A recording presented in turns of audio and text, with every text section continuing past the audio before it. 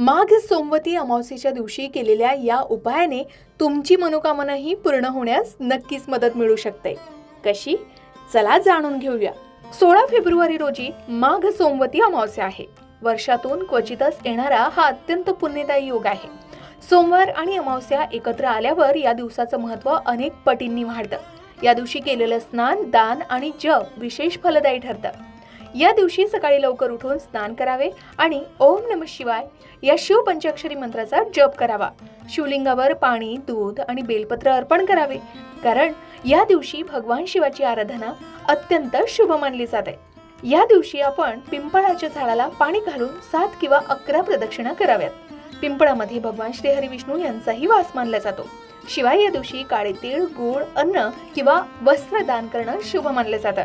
सोमवती अमावस्येला केलेल्या या उपायांनी पितृदोष शांती, वैवाहिक सुख आणि मानसिक शांती मिळते असं मानलं जातं. माघ सोमवती अमावस्येच्या दिवशी श्रद्धेने केलेल्या या उपायांनी तुमच्याही मनोकामना नक्कीच पूर्ण होतील.